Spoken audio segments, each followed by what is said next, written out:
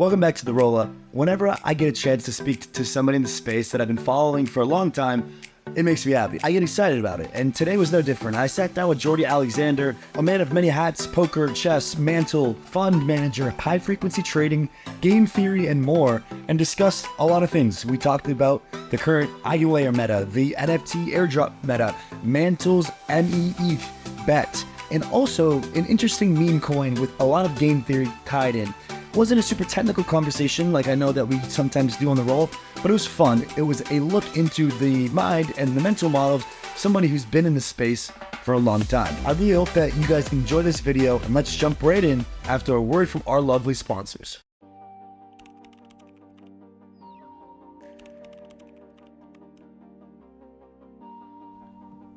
Cartesia is your home for app-specific rollups. At the forefront of developing new tools and platforms that enhance the capabilities of blockchain technology, Cartesia enables applications that are flexible and built to scale. Build on a full Linux environment and use traditional software libraries, but in blockchain development. Go to cartesia.io, that's cartesia.io, to learn more about building your own app chain today. Welcome back to The Roll Up, guys. We are recording. I had the pleasure to speak with Jordi Alexander, a man of many hats. I've been following you for some time in the space, man, so it's definitely good to have you on and kind of get to pick your brain a little bit about some of the stuff that you guys are building on Mantle, as well as some of your investment experience. So welcome in, Jordi. I know a lot of our audience is also big fans of the crypto market whiz pod as well.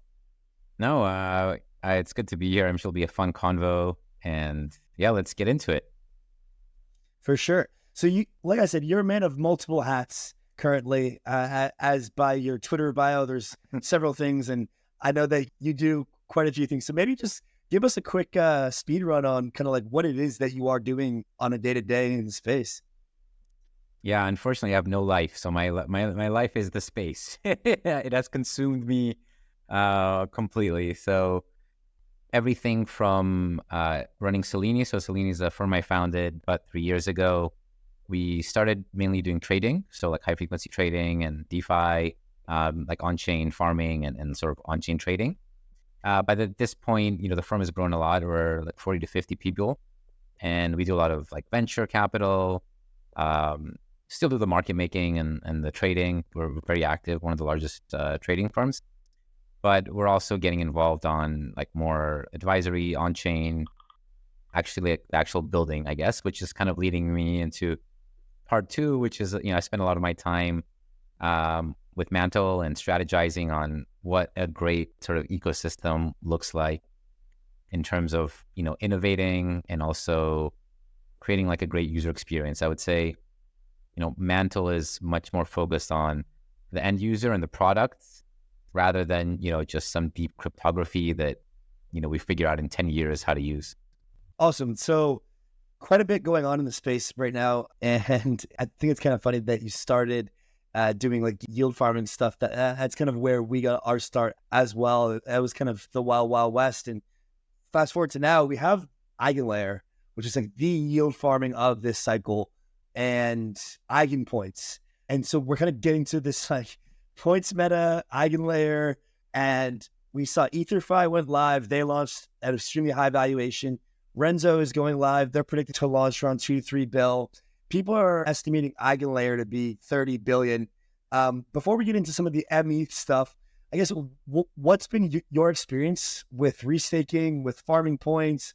Have you been actively participating with the fund yourself? Do you have any strategies or alpha or kind of thoughts that you can share with us?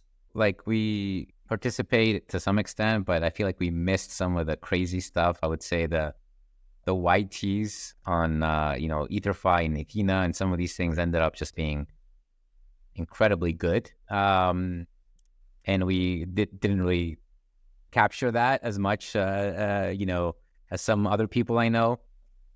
So DeFi Maestro, for example, I think on the Mantle team, he crushed some of the Ethena YTs. The reality is these tokens launched very healthy valuations on the FTV side. So like a 5% airdrop ended up being, multiples of what people thought. And if you were just betting on, in essence, like the pre-market of the token. It's sort of what you're betting on. You did extremely well. So it means that we have been in a bull market. I think the people who are like, when's the bull market coming? They didn't realize it. It's been happening for a while. So they got to wake up quickly because they don't, they're going to wake up in the bear market and not know what's going on. So yeah, like these things have been doing well. EtherFi, obviously, like very healthy launch. We are investors on Selini side and EtherFi. And it's been good to see that one, very healthy. Renzo, I think, like you said, also will do quite well. I think Eigenlayer will have a hard time figuring out exactly how to do the distribution and the airdrop. And it's a lot harder than it looks from the outside to be like the one with the massive, CSV file spreadsheet and have to go down and figure out what are you doing? How are you giving people stuff? The main decision is around like linear, nonlinear. If you do nonlinear like Jito did, you can give a lot of people a good chunk and that can create good community. We saw that on kickstarting the Solana cycle. Conversely, you kind of have a lot of pressure to do a linear airdrop. So linear, just for the listeners that don't know, basically means like if you're getting a certain number of points, if I have 10 times as many points, I should get 10 times as many tokens. Like there should be some linear 1 to X conversion. But what some protocols have done, nonlinear, is they'll say, look, if you're within 1 to 10,000, then you get 10. If you're between 10,000, 50,000, you get 20. So it's sort of like hurts the whales, and they can try to target like whales, let's say like Justin Sun, right? Like he's been the number one leaderboard everywhere. The project might say like, I don't want to give him, X% of my token supply and try to do these like non-linear things. The problem is all these economies are like Pendle and everything. They're based around the fact that these points are fungible. And if you start making them non-fungible, the whole thing breaks. And I think Eigenlayer has to figure out, do they want to break the system and get all the Pendle users pissed off, or do they want to get the little fish pissed off because they're not going to get enough?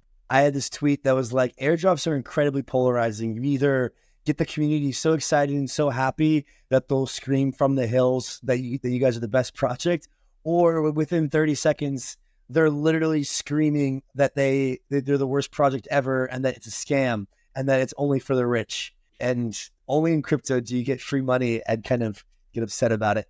Yeah, not even for the rich. I mean, we've had some weird ones. I would say Starkware was the weirdest and probably one of the worst in terms of just the arbitrary random, like, oh, if you did something on GitHub, then like here's like $100 million. And if you were actually trying to farm, but then you took out the ETH, then you get zero. Like stuff like this, it's hard to do it. So, I have to say, it's not easy to do this stuff. There's a lot of lessons being learned in live. And, if anyone's doing a large airdrop, they should try to consult, I think, people that have done them. My DMs are open if any project is going to do a big one. We have been doing some airdrops, so it's something I've been thinking about. Yeah, same. In the modular realm, we've been kind of helping out here and there with teams because there's this NFT meta with like Pudgy Penguins and these sloths and mad lads, and then there's like the Tia staking, dim stake. There's always little things going on. So teams are kind of thinking about that. But what I do think that's good, that's evolved, is like there's community support where like team A, B, and C can collaborate to incentivize each other's communities to almost form like these like cliques in the market in a way, which I think is probably for the better. And before we dive too deep into mETH, because I do want to talk about this bold mission that you guys are on to get good yield for your users, you made a really good point about this bull cycle where people are like, oh, when bull market?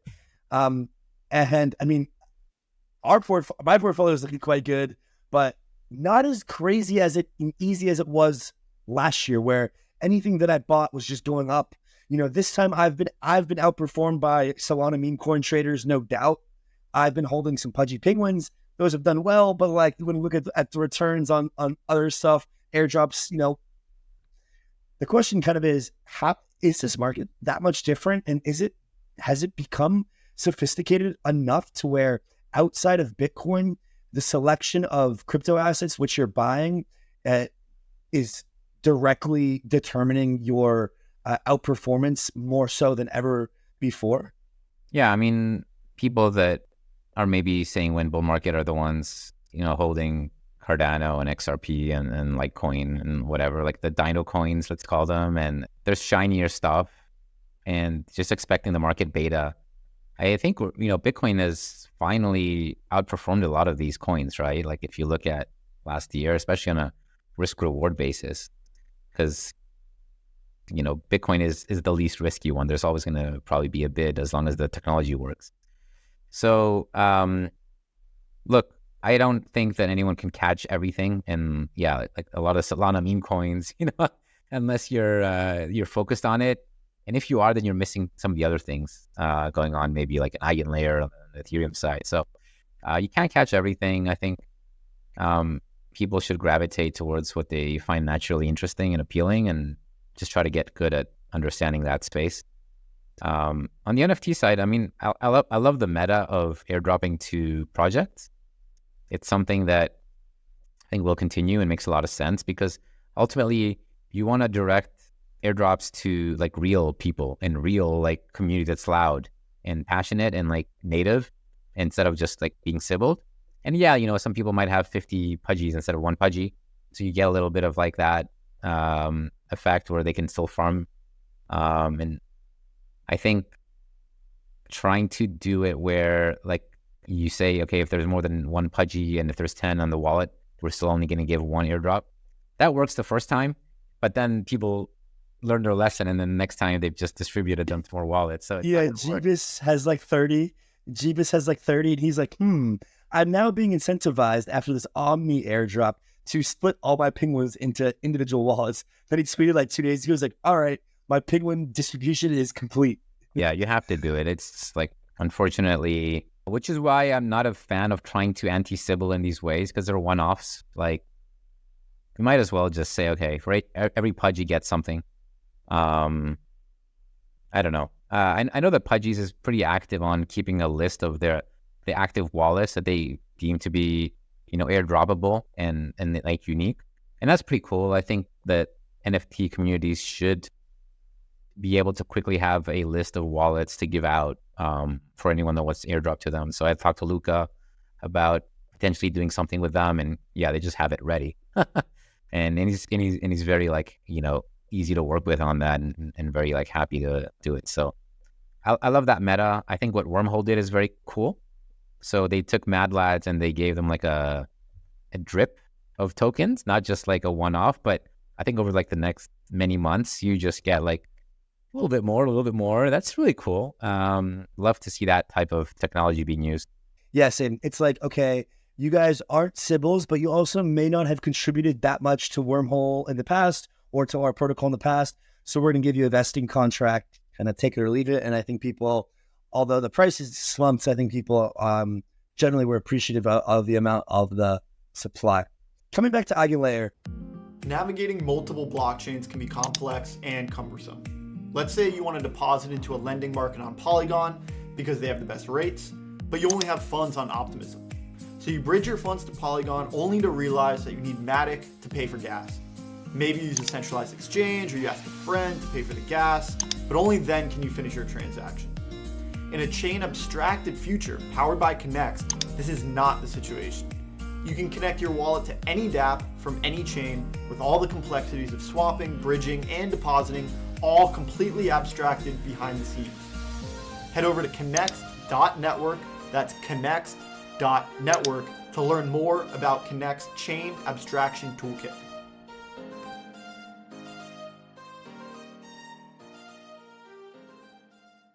Okay, so we've got all these yield calculations. We did a podcast with the calculator guys from DeFi Dojo, Steven, and he's got all these spreadsheets, and oh my God, it's a headache. But the one big question mark is like, what is Eigenlayer worth? Is it 20 billion FTV? Is it 25 billion? Is it 30 billion? I mean, what percent of airdrop? So, we've kind of touched on this, but basically what you guys are proposing, which I think is a bold idea, one that comes with risk is effectively the Mantle Treasury takes 100,000 mETH, restakes it, and then offers this almost as like a native yield to its users on chain.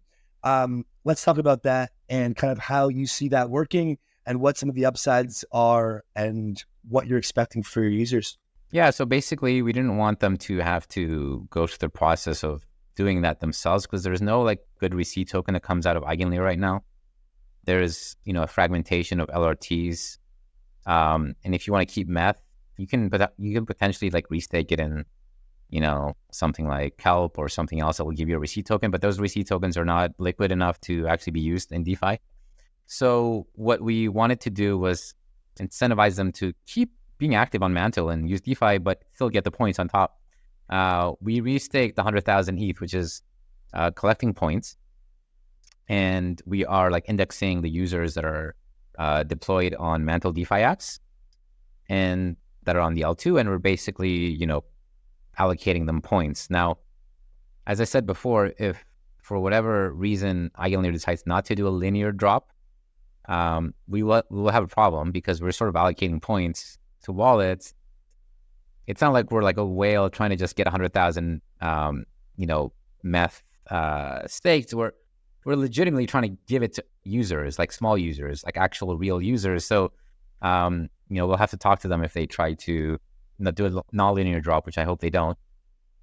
Our plan is just to give out, the rewards to people holding meth and using the DeFi ecosystem. Even if they did a non-linear, couldn't you just make your own similar criteria categorically, like to how that, how they did it? I think we would need them to pass through the points to the users, just like we are implicitly doing. Have like an internal dashboard where we know like every wallet, how much they're collecting out of our points. We would need them to honor that basically, yeah. Okay, so 1 point for Eigen. I think they were trading on Whales Market. I'm not exactly sure what they are now, but people are saying like 30 billion FTV. And I saw in your tweet, which was kind of funny, it was like, there you have it. You can stake mETH and then get 7%, and then also an additional 10-20% Eigen APY. What's your thought process on those calculations or that general idea? It's hard to know exactly what the APY is on Eigenlayer. I'm expecting it to be pretty healthy, like low double digits. Obviously, some people staked really early and they were collecting points, but then they got diluted. A lot more money came in. I think the 25 to 30 billion range you mentioned for the FTV sounds about right for like the mind share that project has. We're seeing obviously like the subcomponents like EtherFi and Omni all trading, in the low billions. So it makes sense that the bigger marketplace is trading higher, right? So that range sounds reasonable. Ultimately, the initial airdrop should be pretty big because they've been doing it for a really long time. It's not like they just announced points recently. Yeah, like 8 to 12% probably is like the range. So decent airdrop size. There should be a good enough APY. Hopefully they get the criteria right. It's very hard to do these things to do it properly. The thing I'm generally leaning towards as being the GTO, the optimal game theory strategy on these is you have to do linear and then maybe do a floor at some point that you don't announce. So it's like an unannounced floor price where the Sibylers might miss out because they might just get below the floor price, so they lose it all. But most normal users that are just trying to use it will still get like a nice floor that they're happy. Yeah, Renzo did that, and then they got so much pushback from the community that they lowered it significantly. I'm pretty sure. I think it was like 300,000 Renzo points now. I think 350. They said 350 points, which was maybe like the equivalent of like one month staking for, I don't know, like 0.1 ETH or something like that. I don't remember exactly. Yeah. Yeah. But it's often sometimes the smallest fish are the loudest, and you can't really please everybody. So I think that floor makes, it makes sense. Yeah. Whenever you have investors like, the guy who's writing you like a $20 million check never calls you, and the guy who's gave you like 5K is like every day like pinging you like, hey, what's going on? So like this seems to be a consistent theme. Yeah, it definitely is. Cool. All right. So we're pretty bullish on Eigenlayer. I agree. What I am curious, last thing on the deposit side is when Mantle goes to deposit this 100,000 mETH into Eigenlayer, that ETH can then go and be used to secure operators as well, to provide security for AVSs, but you don't have any say in how they use your specific ETH, in a sense where it's like pooled and then distributed to operators and they get to kind of choose. Yeah, I guess I'm pretty sure that that's it, but I just want some clarification. Yeah, I mean, depending on how you restake, there's different options. You can run eigenpods, like you can do it natively with ETH, where they stake it and they do it, or you can try to use these like staked ETHs. And I think Eigenlayer has come around to being more supportive and accepting the staked ETH, like mETH, for example, and stETH, instead of just like pure ETH that gets like natively restaked. I think they're coming around to it as being, maybe like the right sustainable structure to be using. So ultimately, if you're running, if we, for example, with mETH, we're going to run our own restaking like EtherFi, you can, choose ABSs and you can determine where to allocate. Actually, you can also make sure that they're willing to accept the collateral that you have. So they might not like mETH because they want pure ETH, for example, and they might not like Coinbase ETH because it's centralized, whatever. So the ABSs can determine what they're willing to accept, and ultimately, you kind of have some contract where they're paying for the security, and then, it's very early days for ABS demand. I think there's no slashing right now. There's no like real activity happening yet, and we're probably going to see like a good 12 months of just meta of like ABSs dropping their tokens, and people just want more tokens all the time. So there's going to be some of that going on.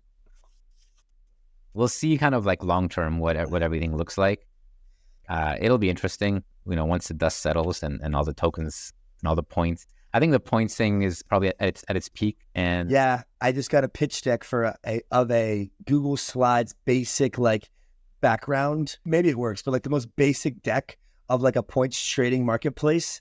And it was like talking about all the recent success. And I was thinking to myself, like, yeah, but like, what's next? Yeah. I think like we're kind of cooked. I think there has to be evolution. And if you talk to the protocols that are further advanced, like EtherFi, they're clearly trying to like create products now, like credit cards, so that you can use it, and vaults for DeFi farming and aggregation, stuff like that. So at some point the points run out, and you got to do something real, which is probably for the best. I think the next meta that you touched on is going to be stake Eigen tokens to earn ABS airdrops. Yeah. We're seeing a lot of that already. Celestia, Pith, pretty sure Wormhole will probably do something similar. Yeah. For Monad, maybe. Fuel achieves higher throughput by utilizing a novel UTXO-based approach that allows for parallelized execution. This design significantly accelerates transaction processing, which enables Fuel to handle vastly more transactions than non-parallelized systems. Thanks to advancements introduced by Fuel, Ethereum rollups are set to be more powerful than ever before. And Fuel is not just enhancing Ethereum rollups, it's redefining them, making them faster, more scalable, and more adaptable to meet the needs of modern applications and developers. Go to fuel.network, that's fuel.network, to learn how to build on the Rollup OS.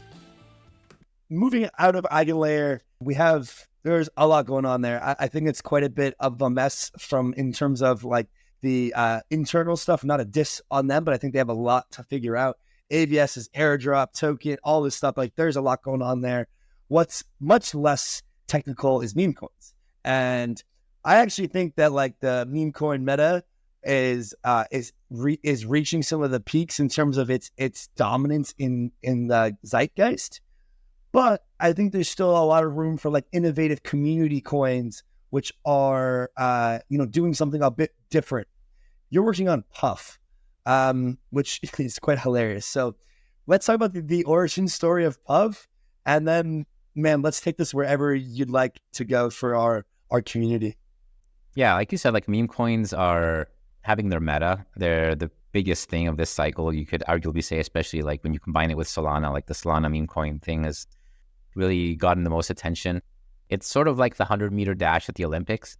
there's other stuff going on and people are training marathons and throwing javelins and stuff, but that quick like adrenaline boost of, who's going to be the fastest in 10 seconds and the superstar is the one who wins that. That's the meme coin segment. So it gets an inordinate amount of attention compared to everything else being built and done, just because it's exciting. It's easy on the mind. We're all busy people, even the people not working in the space. And if you just want to look at some crypto, look at some memes and just relax, it has that pop culture like niceness to it. So it makes sense that there's the demand for the meme coins. They have the volatility and that like ease of not having to understand some technical jargon. It's a bit more of a level playing field, I guess, for the wider funnel. I've been hating meme coins for other reasons though, like the insiders and the snipers and the pump and dumps and like the artificially like, shill and then just dump on people. I never liked that side. I'm a fan though of community building, and I like what Pudgy Penguins has done, for example. Like I think taking that and like just trying to see how far you can take it into the real world and do like cool stuff, use the IP and build an identity, and I like a lot of that. So ultimately, the goal with Puff was to go like meme coin 2.0. Like, what's the next evolution of meme coins? Because most of these things are going to eventually like lose money. They're zero-sum games, and they're negative-sum games because there's like always gas fees and trading fees, and there's like things going out into the atmosphere, and eventually the money runs out. You can't really sustain, meme coins pumping all over the place. So meme coin 2.0 is like, what is a sustainable meme coin design? And you try to make it positive sum. So the amount that users get in is actually like less than what gets out. Like what gets out is even higher. So that's sort of like the origin of Puff, was how to make a positive sum meme coin that's also fair in terms of its distribution, and gives as many people a good time and a good experience as possible. And, you have to make it fun. You got to make the memes cracker. You got to like make cool videos. You got to just, you're in the business of attracting attention and making people happy. So that's the intention there. Okay, so meme coins, but with some value, like not Shiba Inu, L2, FHE, homomorphic encryption value. That's like too much value. But like somewhere in the middle between a meme coin and that, here we have Puff, or perhaps that's even wrong. Let's talk about mETH and mETH and Puff. What is the relationship there? Let's talk about the recent mint that you guys had and kind of how that all works. Yeah, so mETH is sort of, let's call it the sugar daddy, right? Like mETH is ultimately very related to Puff. Puff is like the mascot for the mETH universe. So, anything that comes out of the Puff chapter 6 and that comes out of the whatever is going to appear as rewards for Puff is going to ultimately be related to mETH, because it's the mascot, it's the cheerleader for mETH, right? And so we've always had a good community for mETH. It was launched in 3 months, became third or fourth largest staking protocol in all of Ethereum. So there's a very good community there. It's a great brand, and Puff is a way to give that community, a fun experience that's also rewarding and like engaging, and continue to build on that. And the idea with mETH has always been having the best yields and like the best rewards overall for Ethereum stakers. So they're very related. Puff's penthouse, if you've used it, it's in the meth lab. The two are intertwined, and even Puff the Dragon is sort of like a reference to this like fun meme. So like, is the idea of adding a little bit of game theory here to the meme coin to make it a bit more of like a little bit more thought, not like technical thought, like I said, not like Shiba Inu FHE technical thought, but like add a little bit of like a dynamic of like who can outcompete the rest instead of just who's going to buy it low and sell it high? Oh yeah, 100%. Yeah, yeah. So my background, we didn't talk about this at the beginning, but in a previous life before Selini, I played professional poker. I actually competed in under 18s internationally at chess, and also like under 20s at bridge. I've also gotten like second in like a lot of board game, like Mind Sports Olympiad, stuff like that. I'm very much in the game theory game space, and I really have always had ideas around how to make kind of sound games on chain, and it's something that starting to explore with Puff. The thing you said is exactly right. Ultimately, instead of just buy and hold, what if I start giving you puzzles that don't really have like a solution? Like it's not like there's a clear equation you can just do and run the math. It brings like an unstable Nash equilibrium. So you do have to sort of just make a choice. And the big one is going to be the final choice at the end, where you have to kind of choose which side do you want. And I can't reveal too much there. That's sort of like a surprise coming later.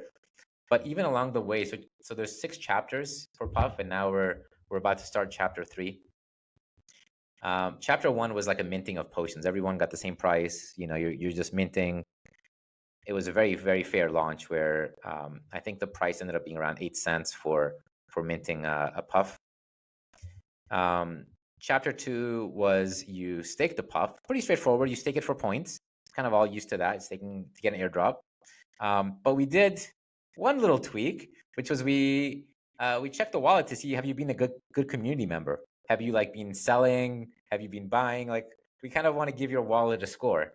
Do you have like the previous NFT? Have you been a good member of the community?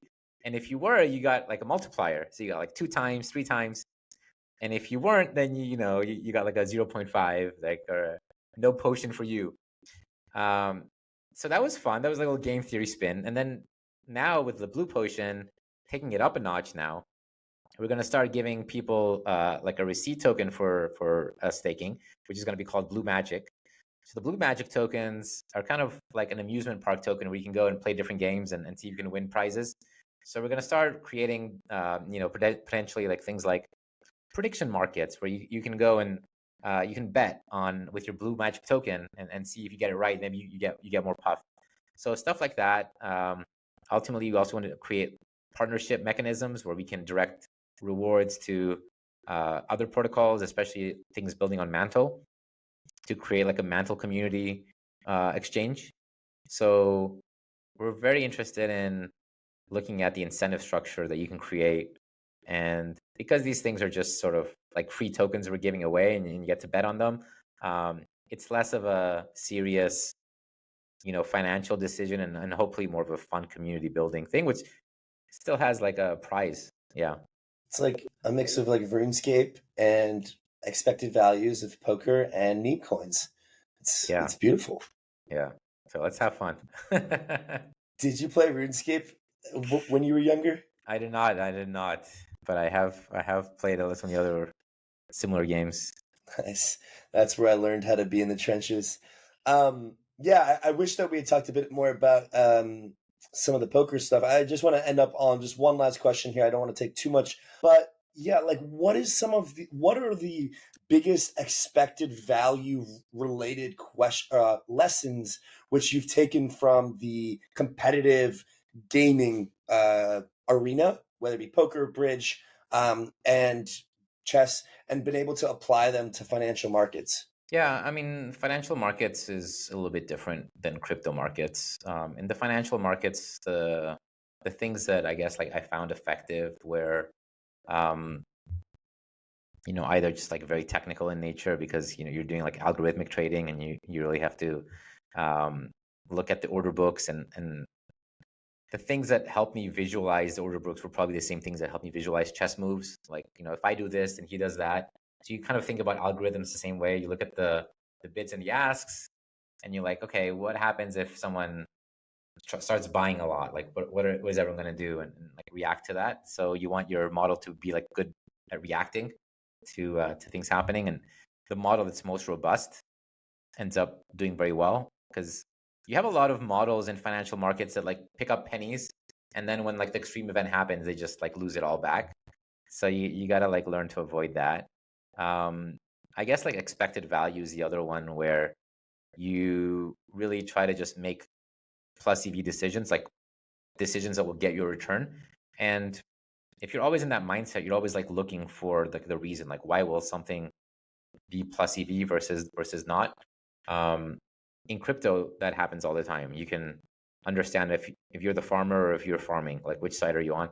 Are you taking risk that you're understanding, or is there levels of risk? And sometimes, even for sophisticated investors, like if I'm using Curve because Curve is very robust, but then you saw what happened last year with like the bug that ended up filtering through. There's just some things you can't predict on these. So I guess expect the unexpected and watch your tail risk. Yeah, I mean, I think when it comes to just strictly decision making, always thinking about like probability and opportunity cost will do you well in crypto, and ultimately like, okay, is this too good to be true, and where is the yield coming from?